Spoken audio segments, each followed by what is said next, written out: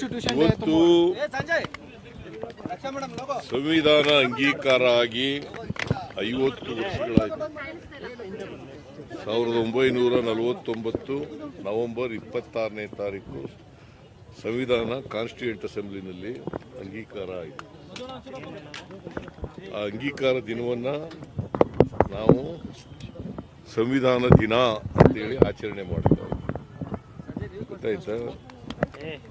ಯಾವುದೇ central government ಇರ್ಬೋದು ಅಥವಾ ರಾಜ್ಯ ಸರ್ಕಾರಗಳಿರ್ಬೋದು ಮತ್ತು ಸ್ಥಳೀಯ ಸಂಸ್ಥೆಗಳಿರ್ಬೋದು, ಅವೆಲ್ಲವೂ ಕೂಡ ಸಂವಿಧಾನದ ರೀತಿ ನಡೀಬೇಕು. ಸಂವಿಧಾನದ ಆಶಯಗಳೇನಿದ್ದಾವೆ ಆಶಯಗಳನ್ನು ಎತ್ತಿಡಿತಕ್ಕಂಥ ಕೆಲಸವನ್ನು ಮಾಡಬೇಕು. ಗೊತ್ತಾಯ್ತಾ? ಅದಕ್ಕೆ ನಾವು ಎಲ್ಲ ಶಾಲಾ ಮತ್ತು ಕಾಲೇಜುಗಳಲ್ಲಿ ಸಂವಿಧಾನದ ಪೀಠಿಕೆಯನ್ನು, ಪ್ರಿಯಾಂಬಲನ್ನು ಎಲ್ಲ ಕಡೆ ಓದಿಸ್ತಕ್ಕಂಥದ್ದನ್ನು ಕಡ್ಡಾಯವಾಗಿ ಮಾಡಿದ್ದೇವೆ. ಅದರ ಅರ್ಥ ಪ್ರತಿಯೊಬ್ಬ ಮಕ್ಕಳಿಗೂ ಕೂಡ, ಪ್ರತಿಯೊಬ್ಬ ಮಗುವೂ ಕೂಡ ಸಂವಿಧಾನದ ಪೀಠಿಕೆ ಅರ್ಥ ಆಗಬೇಕು, ಸಂವಿಧಾನದ ಆಶಯಗಳು ಅರ್ಥ ಆಗಬೇಕು, ಸಂವಿಧಾನದ ಧ್ಯೇಯೋದ್ದೇಶಗಳು ಅರ್ಥ ಆಗಬೇಕು ಅಂತೇಳಿ, ಮತ್ತು ಸಂವಿಧಾನದ ರೀತಿ ಪ್ರತಿಯೊಬ್ಬರು ಕೂಡ ನಡ್ಕೋಬೇಕು.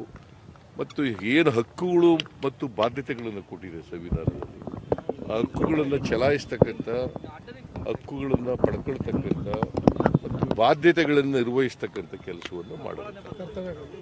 ಸೊ ಅದಕ್ಕೋಸ್ಕರ ಈ ಸಂವಿಧಾನ ದಿನವನ್ನು ಆಚರಣೆ ಮಾಡ್ತಾ ಇದ್ದೀವಿ. ಇದು ಒಂದು ಪವಿತ್ರವಾದಂಥ ದಿನ. What is your message to those says somebody says that constitution need to be rewrite, change? BJP Those who are against the constitution, they are telling like that. ಇತ್ತೀಚೆಗೆ ಆ ಉಡುಪಿ ಪೇಜಾವರ ಮಠದ ಸ್ವಾಮೀಜಿನೂ ಕೂಡ ಹೇಳಿದ್ದಾರೆ ಸಂವಿಧಾನ ಬದಲಾವಣೆ ಆಗಬೇಕು ಅಂತ.